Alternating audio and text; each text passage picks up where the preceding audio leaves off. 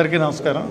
మొన్న 12వ తారీఖున SP IG గారు ప్రెస్ మీట్ పెట్టి ప్రవీణ్ పగడాల కేసు యాక్సిడెంట్, మా ఇన్వెస్టిగేషన్లో ఆయన తాగి బండి నడిపాడని చెప్పి మందు కొనుక్కున్నాడు, చాలా చోట్ల ఆగాడు, చాలా చోట్ల ఆయన యాక్సిడెంట్కి కూడా గురయ్యాడు 2-3 చోట్ల. తర్వాత 11 గంటలకి నయారా పెట్రోల్ బంక్ దగ్గర కిందకి బండి జారిపోయి పడిపోయి చచ్చిపోయాడు, ఇది యాక్సిడెంట్ అని చెప్పారు. దీంతో పోలీసు యొక్క ఇన్వెస్టిగేషన్ని ఎవరూ నమ్మలేదు.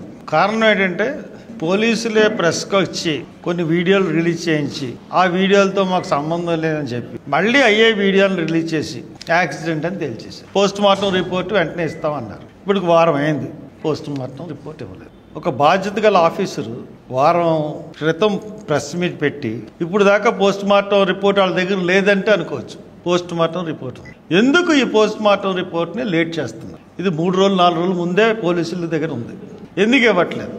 What is the reason behind that?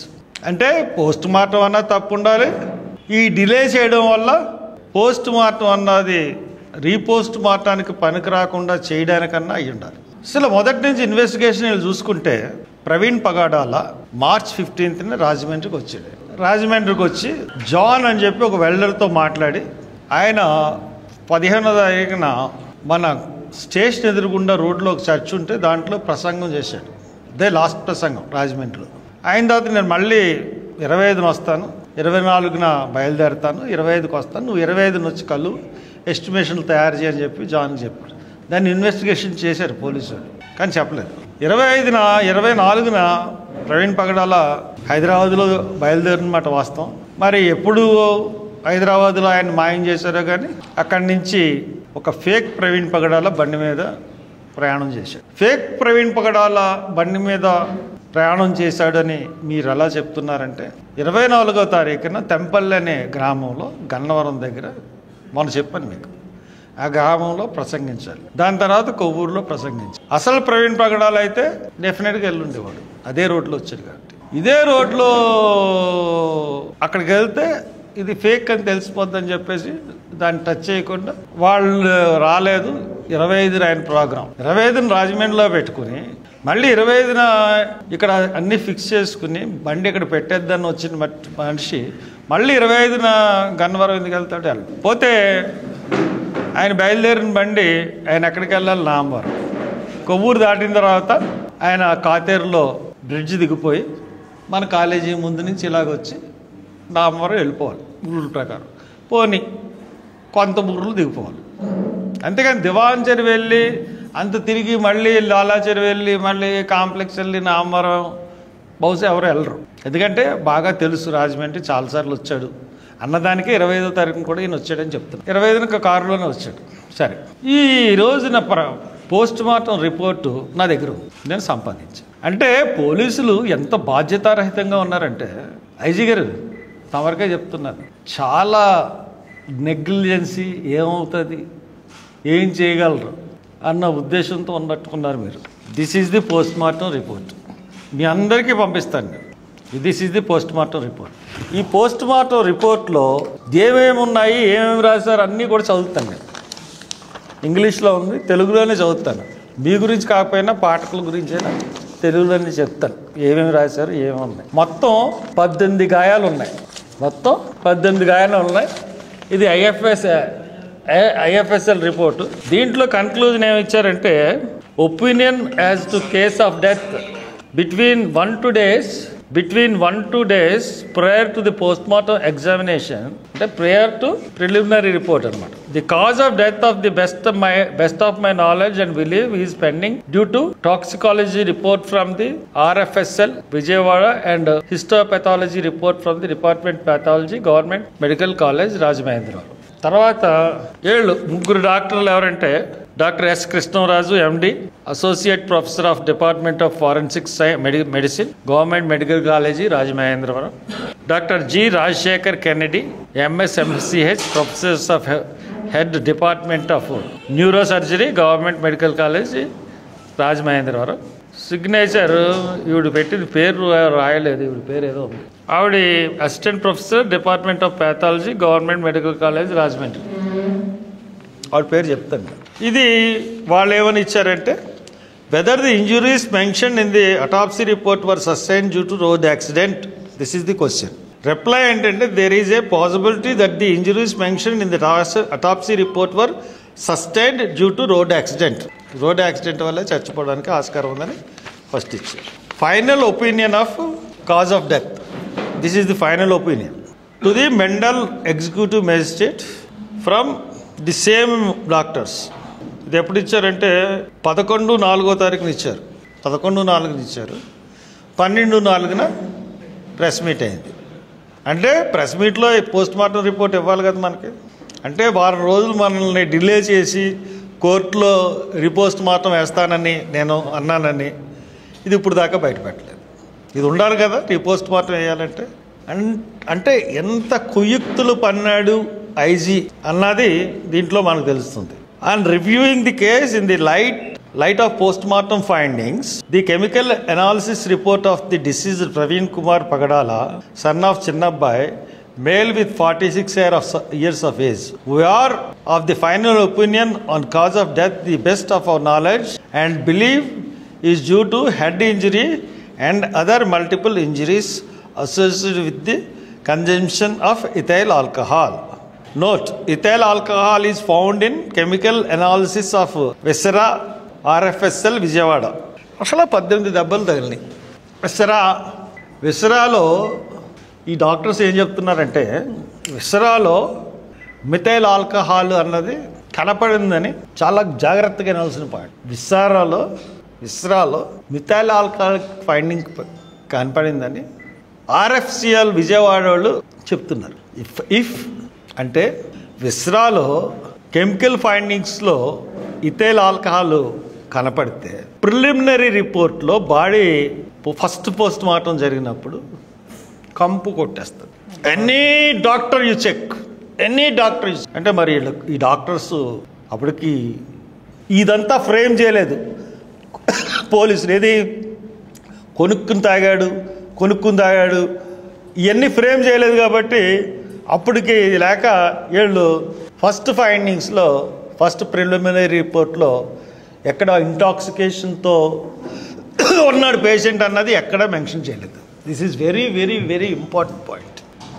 Primary రిపోర్ట్లో తాగాడని చెప్పి ఇవ్వకుండా ఫైనల్ రిపోర్ట్ ఫైండింగ్స్లో నీకు ఇంపార్టెంట్ ఆర్గాన్స్లో మిథైల్ ఆల్కహాల్ ఉందని ఎలా చెప్పగలరు అంటే ఈ RFSL రిపోర్ట్ అన్నది it's a managed report by the government of Andhra Pradesh.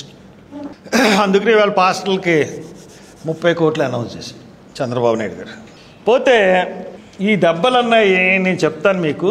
ఈ గాయాల విశ్లేషణ, ప్రవీణ్ కుమార్ పగడాల శరీరంపై 18 గాయాలు ఉన్నాయని పోస్ట్ మార్టం రిపోర్టు పేజీలు 7-10 తెలియజేస్తుంది.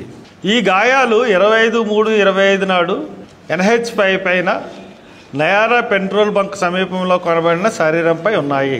రిపోర్ట్ ప్రకారం మరణ కారణం తలకు గాయం మరియు ఇతర బహుళ గాయాలు ఇథైల్ ఆల్కహాల్ వినియోగంతో సంబంధం కలిగి ఉన్నాయని తేల్చారు. ఇది రోడ్డు ప్రమాదంగా పేర్కొనబడింది. గాయాలను వివరంగా చూద్దాం. తల మరియు ముఖ గాయాలు నెంబర్ 1 to 4. పై పెదవి మరియు కింద పెదవిపై ఎముక లోతుగా ఉన్న కోతలు. పై పెదవి కింద పెదవి ఎముక లోతుగా ఉన్న కోతలు 4.5 into 2 centimeters మరియు 1.5 into 1 centimeter. సెంటీమీటర్ అంటే ఎంత ఉంటుంది అంతేనా? అంటే 4 centimeters అంటే ఎంత ఉంటుంది. పై పెదవి మరియు కోతలు ఇది మండిబుల్ మ్యాక్సిల్లా ఎముకలు విరిగాయి. 4 దంతాలు పగిలాయి. సబ్జ్యూరల్ మరియు సబ్ ఆర్క్నాయిడ్ రక్తస్రావాలు. మెదడు 2 ఫ్రంటల్ లోబులపై గాయాలు. ఎడమ మ్యాక్సిల్లా నుంచి హార్డ్ పలాట్ వరకు లీనియర్ ఫ్రాక్చర్. కుడి నుదుటిపై రాపిడి కలిగిన గాయం 5 into 2 centimeters. దాని కింద హెమటోమా. ఎడమ కన్ను బయటి క్యాంథస్ సమీపంలో గ్రేజ్ రాపిడి 4.5 into 2.5 centimeters. మెడగాయాలు, ఇదేమో తలగాయాలు. మెడగాయాలు నెంబర్ 6-7. ఎడమ మెడపై రాపిడి కలిగిన గాయం 5 into 2 సెంటీమీటర్లు. మెడ వెనక భాగంలో రాపిడి కలిగిన గాయం 9 × 2 సెంటీమీటర్స్. కింది కణజాలంలో గాయం వెనక మెడ వెనుకలో దాని 9 × కింది కణజాలంలో గాయం. ఎగువ అవయవాలు మరియు భుజాలు గాయాల నెంబర్ 8 to 14. ఎడమ భుజంపై గ్రేజ్ రాపిడి 14 × 3 సెంటీమీటర్లు. ఎడమ క్లావికల్ ఎముక విరిగింది. గాయం ఎడమ చేతి వరకు విస్తరించింది. 2 ముంజేతులు మరియు చేతులపై గ్రేజ్ రాపిడ్లు మరియు గాయాలు. 2 చేతుల వెనక భాగంలో బహుళ చిన్న గాయాలు 0.5 × 0.25 సెంటీమీటర్ల నుంచి 9 × 4 సెంటీమీటర్స్. కింది అవయవాలు గాయాల నెంబర్ 15, 17. కుడి మోకాలు మరియు కుడి కాలు ఎగువ భాగంలో రాపిడి కలిగిన గాయాలు. పైన ఏమో ఎడమ దాంట్లో పడింది, ఎడమ వైపు భుజం వైపు జరిగేది. ఇక్కడ కుడి మోకాలు మరియు కుడి కాలు భాగంలో రాపిడి కలిగాయి 1 × 1 సెంటీమీటర్, 3 × 1.5 సెంటీమీటర్. ఎడమ మోకాలపై గ్రేజ్ రాపిడి 2 × 1 సెంటీమీటర్. తర్వాత వేడి గాయం నెంబర్ 8. ఇది వెరీ ఇంపార్టెంట్. ఎడమ తొడపై డెర్మో ఎపిడెర్మల్ వేడి గాయం 20 × 7 సెంటీమీటర్స్. ఓవల్ ఆకారంలో ఎరుపు మరియు ఫార్చ్మెంట్ లాంటి ప్రాంతాల్లో వాపు సంకేతం. అంతర్గత పరిశీలన మెదడులో తీవ్రమైన గాయం, సబ్డ్యూరల్ ఆర్కనాయిడ్ రక్తస్రావాలు తలగాయాలతో సమానంగా ఉన్నాయి. ఇతర అవయవాలకు ఊపిరితిత్తులు, గుండె, కాలేయం గణనీయమైన గాయాలు లేవు. కేవలం స్వల్ప ఆటోలిసిస్ మాత్రమే. కడుపులో మద్యం వాసన లేదు. అయినప్పటికీ విశారాలో ఇతర ఆల్కహాల్ కనుగొనబడింది. కడుపులో మద్యం వాసన లేదు, ఆలెత్తున్నారు. అయినప్పటికీ విశారాలో ఇతర ఆల్కహాల్ కనుగొనబడింది. ఈ విశారాన్ని పాడు చేయడానికే ఇన్ని రోజులు.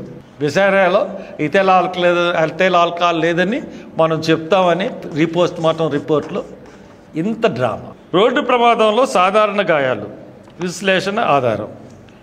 ప్రవీణ్ మోటార్ సైకిల్ బుల్లెట్పై ఉన్నాడని రిపోర్ట్ సూచిస్తుంది.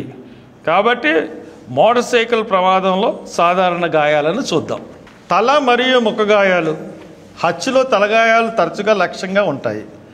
అసమర్థం చేయడానికి లేదా చంపడానికి బలమైన వస్తువుతో ఉదాహరణ రాడ్, హ్యామర్, బహుళ దెబ్బల కోతలు, ఎముకలు విరిగిపోవడం, మెదడు రక్తస్రావాలకు దారితీస్తాయి. ప్రవీణ్ తలగాయాలు 2 ఫ్రంటల్ లోబులపై గాయాలు.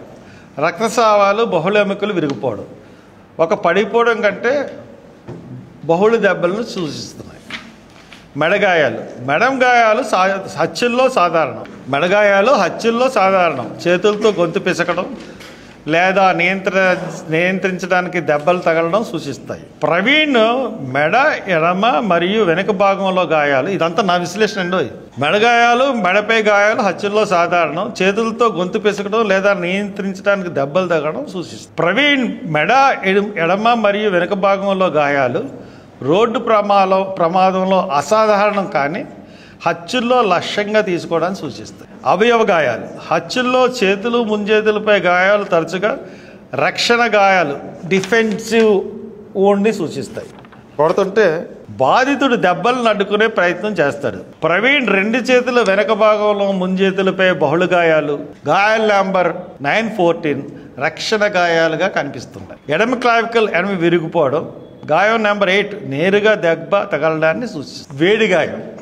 తొడపై లోతైన ఓవల్ ఆకారపు వేడిగాయం గాయం నెంబర్ 18 రోడ్డు ప్రమాదంలో అసాధారణం. హత్యల్లో వేడిగాయాలు తరచుగా హింసించడానికి, గుర్తు చేయడానికి లేదా సీన్ను స్టేజ్ చేయడానికి ఉపయోగిస్తారు. ఈ గాయం ఒక వేడి వస్తువు ఉదాహరణ మెటల్ రాడ్తో ఉద్దేశపూర్వకంగా కాల్చినట్లు సూచిస్తుంది. గాయాల పోలిక మరియు విశ్లేషణ.